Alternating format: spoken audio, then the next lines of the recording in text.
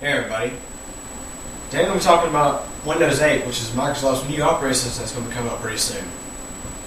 Now normally when I make videos about Windows, especially a new version of Windows that's coming out pretty soon, I would normally like to say reasons why you should upgrade to it.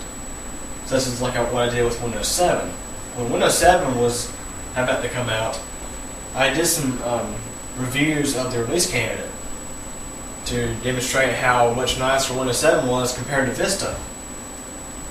Well, in this case, when it comes to Windows 8, unfortunately I won't be able to do that. Because to be honest with you, I am highly disappointed with Windows 8. And they're going to explain some reasons why you should not upgrade to Windows 8. Now, of course, the geniuses at Microsoft have seemed to have a track record when it comes to new versions of Windows.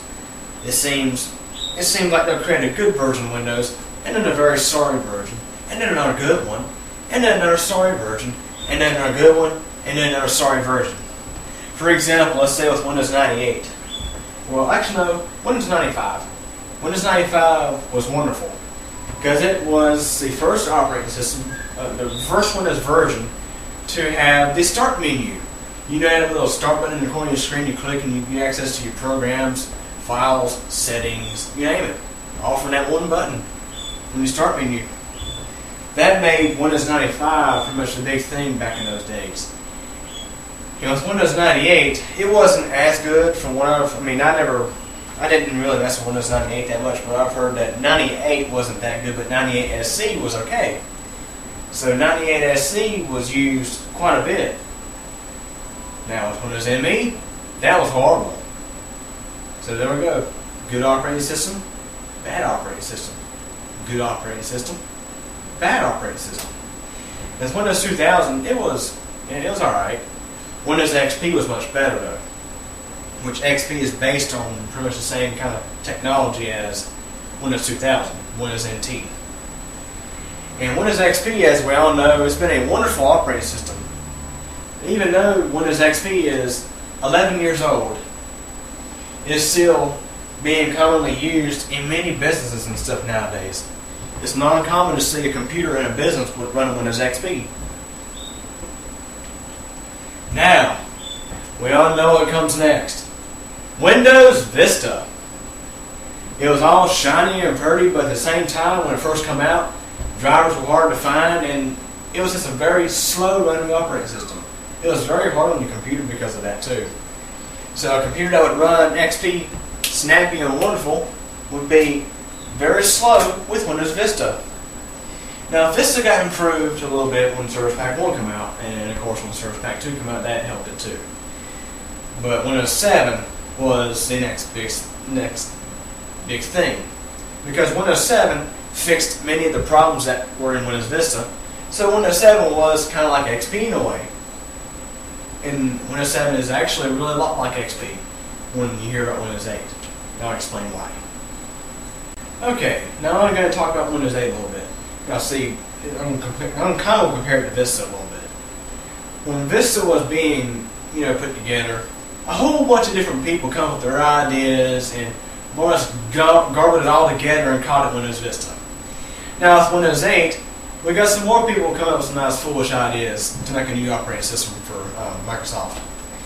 And some genius decided to take, hey, we have all these smartphones and tablets and stuff. Let's make the tablets like smartphones. We'll create this thing called Metro, to where all your programs are like tiles, and you just hit the tile to start your program. We don't need no stinking start menu. Let's take that out. And that's exactly what they're doing with Windows 8. So basically, Windows 8, the best way I can describe it is more or less, they more or less took Windows Phone.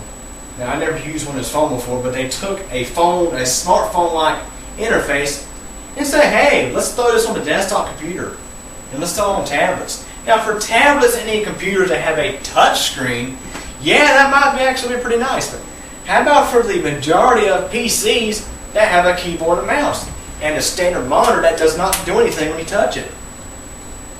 Now, how is this Metro interface going to be usable? It limits your productivity. But Microsoft, they don't care. Apparently they don't. I mean, if they had some common sense, they would at least keep the start menu in. They actually did have enough common sense to leave the Windows desktop available, but you have to go through the Metro interfaces to get to it. You see, in Windows 8, not to mention not only the user interface makes it look like a smartphone, but they also have just like a standby screen. It looks like what your cell phone has when it's in standby. When you flip open the screen, you see a good sized clock, a nice background screen, that kind of stuff. And funny to note, when I was testing Windows 8 Developer Preview, I saw a feature called Airplane Mode. So there's one thing they screwed up with Windows 8. They come up with this Metro interface, which is more or less a friendly tablet interface, and say, hey, we'll put this on everything. Let's not give the desktop computers their start menu, the traditional start menu that gives you all the power user functionality. And Microsoft even decided, from what I've heard, Microsoft has even decided to take out the APIs so where power users cannot even go into the registry and turn the start menu back on. You can't do it. Not from what I've heard anyway. And it wasn't too long ago, sometime back earlier this year or late last year, I made a tutorial video on how to install Windows 8, or at least a developer preview. And that went pretty smoothly. But once I got through installing Windows 8, I was thinking about making a video about Windows 8's functionality. It was my first time even playing with the operating system. So I think I did create some video, but let me be honest with you. I was so disappointed. I just threw the camera down and walked away in disbelief that Microsoft would actually create such a horrible operating system. I mean, you thought Vista was bad enough. Hey, at least Windows Vista had good user functionality. It was very user-friendly, unlike Windows 8. This doesn't make any sense, does it? Oh, and just to top it off, so here I have my Windows Media Center home theater machine, Media Center computer, hooked up to a high-definition TV. And this runs Windows Media Center. So let me go ahead and show you what Windows Media Center looks like if you don't already know. If you can see, I know there's a lot of light in here, but anyways, this is Windows Media Center. It makes a computer functional as a TV box. You can watch, movies, Netflix. Not to mention TV, which you can record. You have a guide and all that. But so basically, Microsoft has decided to not include Windows Media Center in Windows 8. Oh, they'll include it, but I'll explain how it's included here in just a moment. See, in Windows Vista and Windows 7, well, in Vista, every version of Windows Vista except Home Premium, Business, and of course Starter did not have Media Center. I'm not sure if Enterprise has it or not because I've never used Windows Vista Enterprise. But I know in Windows 7 that every version of Windows besides the Home Basic and Starter, which is more or less Starter in the United States. Home Basic is not even offered in the United States, but every version of Windows 7 from Home Premium up has Windows Media Center. It comes pre-installed with Windows. But in Windows 8, Microsoft wants you to buy the professional version of Windows 8, and they want you to spend more of your hard-earned cash on the Media Center add-on. So Microsoft, they just want your money. They just want your money. They figure out every way possible to get more of your cash. So, in Windows 8, you won't have, from what I've heard, you won't have DVD functionality fresh out of the box. Unlike with Windows Vista and Windows 7, you will. So just get Windows 7 and have DVD functionality fresh out of the box.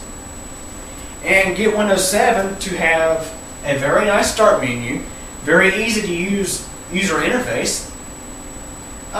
Don't waste your time with Windows 8.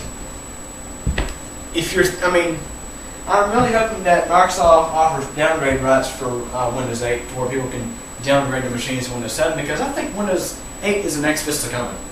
And Windows 7 will be the XP of this Vista. That's what I think. So, more or less, like I said again, Windows 8 is the next Vista coming. And Windows 7 is the XP of this Vista. So don't upgrade. Just keep Windows 7 and be happy. So anyways, any questions or comments? Feel free to ask.